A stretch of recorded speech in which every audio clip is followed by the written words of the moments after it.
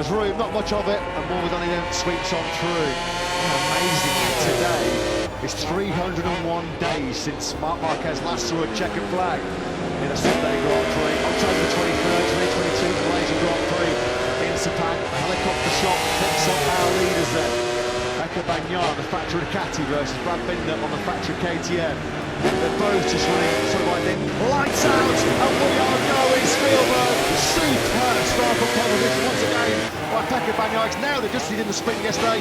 Really good start as well by Luke Marini. He's up beside Pete Field, who nearly lost the rear. Big runner for the number 10. That's going to break up the field. It's Bagnaia and Binder clear. Bagnaia's got away better that time, but he just got completely beaten off into the first corner. Alex Marquez came up the inside of him, and Bagnaia's had to check up. Look how far back he is. He's behind Bastianini and his teammate. Absolute disaster for Marc Marquez. Top of the hill in the turn number 3. Bagnaia's down 11th place through the first sector. Close there between Marquez and Marini. Marini got a really good launch up the line. From 6th to 3rd in the first quarter, we had a big scare. Lit up that rear time the exit. He was pretty fortunate by the high side there. Whatever Ducati found on the start system, it's clearly working a trick, isn't it? Because Pecco Bagnaia is clear of the KTMs. Brad Binder and Jack Miller, 2nd and 3rd. Then it's Alex Marquez with his battle with the Rudy VR46 Ducatis of Marini and Breathtaking. Fabio Quartararo is 7th, and Jorge Martin, with that long lap penalty to come, is up 4 into 8th. Bagnaia is trying to recover from another poor start. He has gone through on his teammate Aleix Espargaro halfway around this opening lap of 28 here in Austria. Already shaping up to be Bagnaia versus Binder, just as it was 24 hours ago in the sprint. Dropped down the hill through turn 9 for the first time. Through this final corner, high drama here down the ears. Second gear, Bagnaia's made 2 perfect starts. He knows, he was aware of just how good the KTM have been up the line so far this season, but he made the dream launch. There he is, the leader in the first lap. You can see a gap opening up already as Fabio Quartararo's lost a couple of places late in that first lap. Martin is drawn in, and so too is Maverick Vinales. So Vinales looking to make up ground for what was a decent start of poor turn 1. He's now up behind Martin in 8th. So the long lap penalty window now then open for Jorge Martin. He's just trying to get himself as far forward as he possibly can before he does come in. Look at that Maverick Vinales on that first lap. Pointing, he lost 6 places. Another shocking start. All the hard work he does on Friday for Saturdays goes out the window before he's even clipped into 2nd gear off the line. Back at the front then, Bagnaia still leading by a couple of bike lengths from Binder's, getting that little front end a little bit nervous on that KTM as they drop down into the hardest braking zone around the Spielberg circuit in turn number 4. Simon, you got some thoughts? Yes, you can see Binder is really trying to attack because he's so close, and he doesn't want to be that close for too long because of front tyre temperature. So he's clearly aiming at trying to get in the front and get the cool air, because maybe 3, maximum 4 laps there, and he'll be in trouble front tyre wise. Yeah, it's going to be cooking up a barbecue on that front tyre. Thanks for that, Simon. Pecco Bagnaia, he spent the entirety of yesterday's 14-lap sprint to the front, and even he said, with nobody ahead of him, he was encountering a few concerns about front tyre temperature and front tyre pressure. He's got himself in a position A at the moment, Bagnaia. Lead group, power out of turn number 10, the final corner. Binder's just set the fastest lap of the race so far, 1:30.304. Just fractionally quicker than Bagnaia directly ahead of him. We're looking now from Binder's KTM towards Bagnaia. This was where yesterday the Ducati had the big advantage. The acceleration, picking up the drive grip, coming out of those low gear corners. This is where Binder really struggled yesterday. Binder's having to take real risks on the brakes to try and close up the back once again. Pecco Bagnaia is already in a 2nd time behind Binder to the 2nd of the factory KTMs of Jack Miller. Jorge Martin has not yet served that long lap penalty. He's got 3 laps to come through there. At the moment he hasn't. You can understand why, because he and Maverick Vinales are pulling in a little bit of a gap on the group behind. Miller there in 3rd place, although he's coming under big pressure here from the Ducati Armada behind him. Alex Marquez, Luke Marini, Marc Marquez, all on the GP22, which Jack Miller vacated at the end of last season to move to KTM. A long way to go here for Miller to make it a dream double podium in the home Grand Prix of Red Bull and KTM. Alex Marquez, who was 4th in yesterday's sprint, with complete on a solid weekend. There he is in 4th spot. Putting Marc Marquez down in 17th place and being the only rider of 23 to go out there with the Michelin software tyre. It's a really tough 2nd lap for Fabio Quartararo. He lost 4 places. We saw the move from Vinales at the start of the lap. Aleix Espargaro, Enea Bastianini and Johan Zarco also made their way through on the number 20. So Quartararo in early difficulties as Jack Miller looks set to soon relinquish third place. Very late on the brakes there into turn one, wasn't he? And Jorge Martin does take along that penalty loop, which he had problems with this morning. As he comes through it this time, he's safely through. Pace off together with the front, no question. Bagnaia and Binder, they break into the 129s for the first time. The only two riders out on circuit in those 129s are already making that decisive break.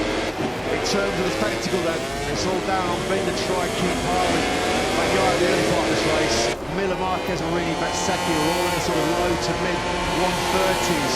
Bagnaia and Binder with by far the superior speed early on as Quartararo runs wide through turn number 9. That's where he lost all that time then at the end of the second lap, and you see Bastianini just easing through. Zarco too, taking places from Quartararo. He's running around at the moment in 11th place, promoted up a spot by Jorge Martin. So that long lap penalty completely erased all that progress that Martin made on the first two laps. And they're still resisting Marquez directly behind on that Brazil Ducati. That's where Marquez is staying put next season now. Then has Binder got the drive going through the corner, coming through turn number 8. He was thinking about a lunge on the inside of Bagnaia, wasn't he? Down to hit that third gear, turn number 9. But Bagnaia just too good himself on the front end of that Ducati. And Pecco Bagnaia will know at the back of his mind as he sees on his pit board, sees the lap counter, Binder plus 0.1. He will know at some point that Binder's going to have some potential issues and concerns about front tyre pressure, front tyre temperature. It's imperative Bagnaia knows that he's got to keep the South African behind him. Alex Marquez through then on Jack Miller up into third place, and you can see the Rudy PR46 Ducatis are now queuing up behind Jack Miller. This is kind of a familiar feeling, isn't it, for the Australian? We've seen it in recent Grand Prix. He's able to get up front in qualifying and get a good start, but then he ends up reversing back downfield, and that looks like fate for the Australian at the moment. Yeah, Marquez kept him straight away. This was the move, the classic move. You get the drive through turn number 8 as they come over the crest. The blind run down towards the third gear, 120 kilometres an hour, turn number 9. Alex Marquez made that look easy. It certainly wasn't. Now then, with a bit of clear air in front of him, potentially just cooling down that front tyre because he sat behind Jack Miller for the first 3.5 laps. Alex Marquez at the moment, he's 1.8 seconds off the lead. Straight away they're going to put the half a second between himself and Miller in that third spot. Because along that penalty and his poor qualifier, Jorge Martin is now the best part of 7 seconds off the lead. He had made his way through on Miguel Oliveira. He's now behind Fabio Quartararo. So Martin's charge has resumed. Yeah, Jorge Martin with the long lap excursion on that previous lap, his times are 33.6. So compared to the race leader Pecco Bagnaia, how much was the damage when it was well over 3 seconds? That's how costly yesterday's first corner controversy was for Jorge Martin. Alex Marquez, having got through on Jack Miller, is getting on with this, isn't he? A 130.222, best lap of his race so far as Bezzecchi finds a way through now. Yeah, and Marini. So Jack Miller, unfortunately, going the wrong way once again, just hasn't got the speed that he has at the start of these Grand Prix to keep the momentum going.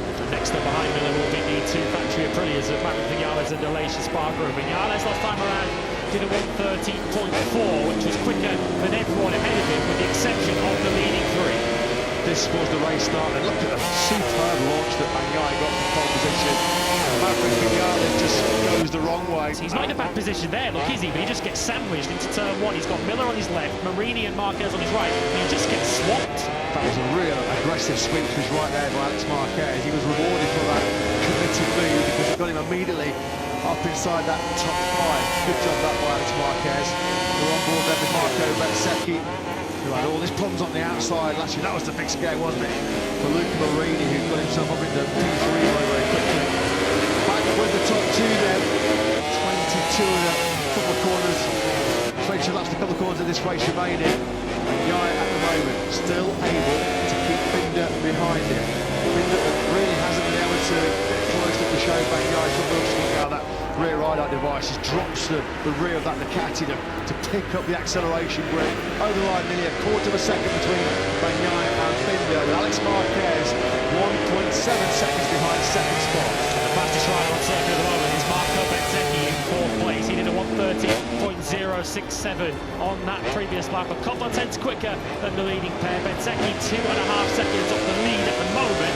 podium might well be on. He's going to have a tough task ahead of him to close in on this leading pair. And of course, the big question is, how long can Brad Binder sustain this up behind Bagnaia? Miguel Oliveira, well, he's pitting on what is the very distinctive one-off special Barbie livery for the Crypto Data R&F team. Looks like he's calling it a day. There's been some kind of a problem there on Brad Binder's dashboard. What we said, tyre management's going to be so crucial in this Austrian Grand Prix. We're on lap number 7, and the KTM factory team are already getting a message through to Brad Binder about mapping 2, so already potentially changing the mappings, altering the power just to try and conserve some of a potential late attack on Pecco Bagnaia.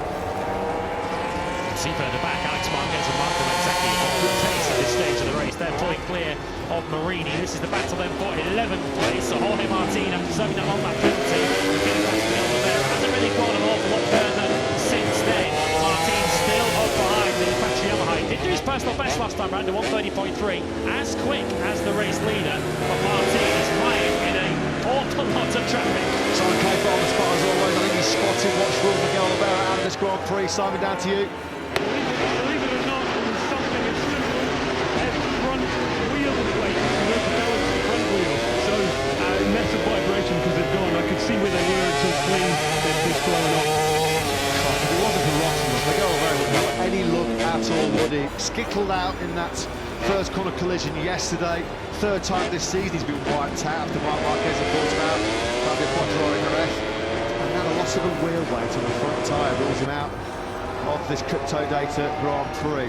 Poor old Miguel Oliveira. I just cannot catch a break at all, can he? Don't know how many ladders he's walked under in 2023, but the bad luck continues to follow him. We're now riding on board with Marc Marquez, who, as it stands, is on course for his first Sunday point of 2023, but it still feels rather surreal, doesn't it, to be riding on board with Marc Marquez in a battle for 13th, 14th and 15th place. He is ahead of his teammate Joan Mir now. He's up behind Frankie Morbidelli and Paul Espargaro, who's been able to make up ground after that 3-place grip penalty, but he's now lost a place to the feisty Frankie. Coming through was Morbidelli there, whether Paul Espargaro liked it or not. There was room, not much of it, and Morbidelli then sweeps on through. Amazing today. It's 301 days since Marc Marquez last saw a checkered flag in a Sunday Grand Prix. October 23rd, 2022, Malaysian Grand Prix in Sepang. A helicopter shot picks up our leaders there. Pecco Bagnaia, the factory Ducati versus Brad Binder on the factory KTM. They're both just running sort of identical pace, and Binder just can't still get close enough to think about throwing up the inside of Bagnaia. 132 from Bagnaia, 130.3 from Binder. Simon, some more thoughts? Yeah, I genuinely believe he's keeping that gap just to keep enough temperature, wind, fresh air on that front tyre. He tried in the beginning, couldn't get past. If he stayed that close, he would overheat it and either crash or streak backwards. So I've seen Joan Mir do it over the years. He was on the Suzuki, won the championship, and I'm pretty sure that's what Brad is doing now. And so it means he could be trying to sit there, wait for the right time to attack.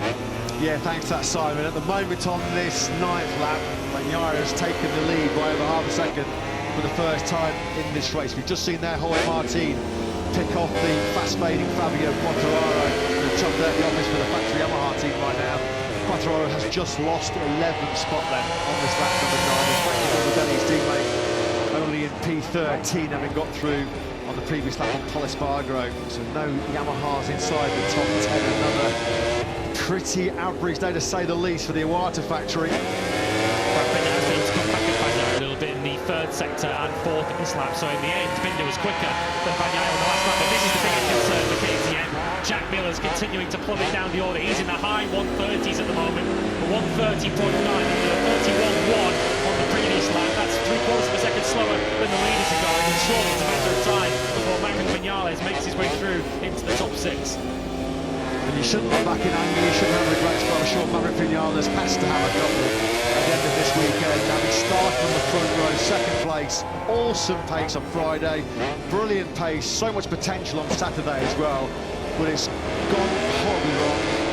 Just seconds after lights out in both the sprint and this Grand Prix. Recovered to 8th from last yesterday, but at the moment you feel like probably this 6th place is fighting Miller for maybe as good as he's going to get, because he's a long, long way back of Luke Marini, and he's just getting maybe a little bit frustrated here. Jack Miller's so late on the brakes, isn't he? Never an easy guy to pass, and at the moment Vinales just running wide there, going through turn number 4. It just gives Miller a couple of bike lengths now into this third sector.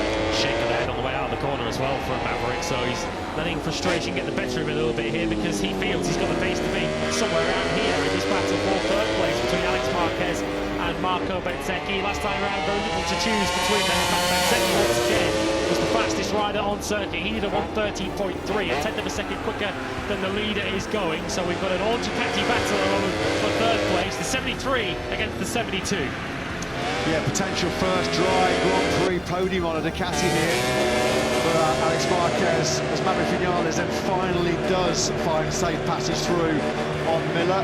So Vinales then up into P6, but he's a long, long way back. He's got to find probably 2.5 seconds to even get close to Luke Marini, and then try and find him out a way to pass the Italian, which is easier said than done with the acceleration prowess of the Ducatis. But Vinales probably won't have any concerns now about Miller. He's seen Miller come back to this group quite quickly. Miller just has not had the pace, has he, for that top 5 once again. And you do feel that that might be as good as it's going to get for Maverick. As far as Miller's concerned, he was back in the 31s again on that last lap. He's slower than everyone in that train up behind him. So if Jack Miller's not careful, he might find himself slipping out of the top 10 altogether by the time this Grand Prix is all set and done. And Martin, to his credit, is showing front-running pace once again. He did his personal best last time round at 1:13.3. A potential top 6, not out of the question for Martin. Just again on this lap number 11 of 28, still an awful long way to go in this Austrian Grand Prix. So much to think about in terms of time management, tyre temperature and pressure, but Pekka Bagnaia on this current lap has taken a couple of tenths out of Brad Binder. His lead is at its biggest so far.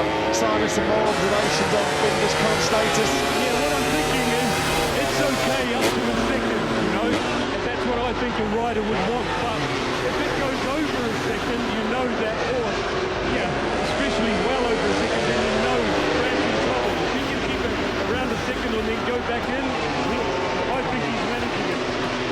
It is creeping up towards that second barrier, which Simon has just talked about. 0.768 was the margin over the line as Miller continues to go the wrong way. He's now picked off by another factory Aprilia. This time around it's a later Spargo who's gone through. That's put the British Grand Prix winner up into 7th spot. Feels like every Grand Prix at the moment. Jack Miller's fighting a rear guard action after qualifying relatively high up the grid. He's now dropping backwards. He's in 8th place at the moment. Pekka Bagnaia, though, at the front is just doing such a good job. He's just managing that pace, continuing to just hammer away in the low 130s as his teammate Enea Bastianini to try and make his way through on the fading Miller. But Bagnaia is just managing this as he wants, just doing the lap time. And asking Brad Binder, can you match it? Miller just looks a passenger right now, the RC16. He only just got it stopped, going down and into turn number 4, and 2 corners later, he's already lost place to Bastianini. Jorge Martin's come through as well. It's a real wrestle, this, for Miller. He's just got a track in this warning as well. A real big struggle right now, this for Jack Miller. He's a bit of a sitting duck. Surely Joan Zarco is going to make very light work of adding more pain to what's been a tricky Sunday here for Miller in KTM Solo Grand Prix. There you go, confirmation screens on the track this morning. Just has not got the There's a shake of the head there coming out of that final corner from Miller. It's been a miserable afternoon so far for the Aussie. On that lap 12, he lost 3 places to Espargaro, Bastianini and Martin. Yeah, Bastianini and Martin renewing the battle that we saw in the early stages of last year's Austrian Grand Prix before mechanical problems saw Enea Bastianini retire from pole position. Of course, Bastianini ultimately earned the factory ride. Martin is looking to exact a measure of revenge here, and 3 comes up the inside into 8th place. Yeah, that's because Bastianini got it all wrong. He got in hot going into chicane, and it's just compromised all of his exit speed. Nothing he could do about that. Free time, that was a free pass for Jorge Martin. Yellow flags are out in the 2nd sector. That's for turn 3, I think, as Miller tries to get back through on Bastianini. So credit to Miller, he's been tenacious here, and Bastianini now loses that to Zarco as well. This is just a knock-on effect of Bastianini's mistake going into chicane. Twan Mir is going to have another DNF in the column next to his name. He was the rider that went out in the 2nd sector. Up the hill, half braking zone into turn number 3, which usually Just a slow speed front end tip off there. Let's hope that's the case for Mia. Yeah, Bastianini had a real poor lap 13 there.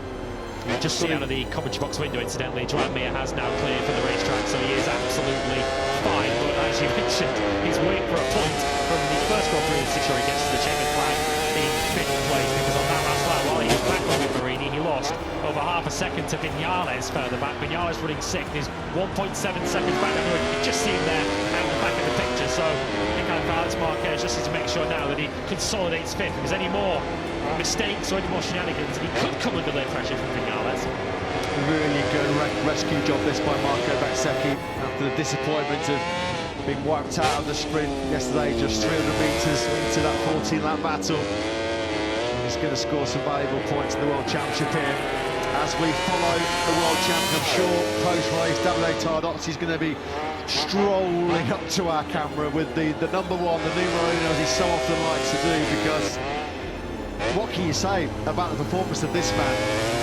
He's going to, without any question, barring any late disaster, any late drama, continue Ducati's domination here in Austria. Just look at that consistency. Lap 3, a 129.8 to keep Binder at bay. And it was a real burst from lap 17 onwards, even though he was lap 17 to lap 21 was the key phase of this 28-lap race. That's when he broke Binder's brave resistance. Binder's going to have a safe ride to second place. Iker Lecuon's got a late long lap penalty for repeated exceeding track limits. Brad Binder's given his all. He's thrown everything at Pecco Bagnaia, both in the sprint yesterday and in the main Grand Prix today, but he's just going to come up short. Second place in both, though, in a front row start and a new 2-year contract for 2025 and 2026. Is that worse for you, Ken? Let's be honest. In terms of Brad Binder, it's a reminder of how far KTM have come, but also how far they still have to go, because Pecco Bagnaia has made it very clear today, hasn't he, at the benchmark that they need to reach. Paul Espargaro has now also been given a long lap penalty, presumably for the same thing he'd also received in Chandler this morning. That's likely to cost him a World Championship point to his teammate Augusto Fernandez. So we're on board then with Brad Binder. The KTM fans are on their feet. The Orange Army, as we always are here in the Red Bull Ring in Austria, out in 4th.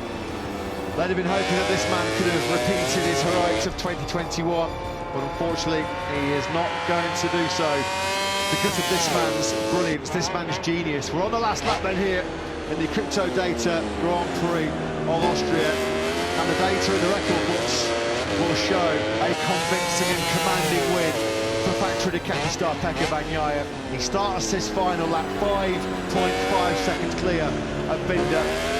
Safe second, a lonely second for the South African. Likewise in turn, it's going to be a lonely 3rd place for Marco Bezzecchi. Would it have been a different story for him? All this buts, whats and maybes, of course, had he not started 7th and then had to work so hard and spent so long to get through on the hard-charging Alex Marquez. But it looks like after his sprint disappointment, there's a podium on offer here for Bez. If you're on the lookout for some late drama, your best bet is probably for 5th and 6th. Alex Marquez is continuing to lose time to Maverick Viñales, who's another rider who will look back at this weekend as what might have been. Through the first sector, Viñales has been able to close that gap to under a second, but unless we get a late mistake from Marquez, Viñales might have to settle for 6th place. Davide Tardozzi looking rather pensive with the fingers crossed. He's got no need to worry. No problemo whatsoever for the number 1. The epitome of cool and composed. This has been one of the most dominant performances of Pecco Bagnaia's Grand Prix career. It's a half-century, 50 career podiums coming up then for Pecco Bagnaia. Utter domination. Ducati reigns supreme once again.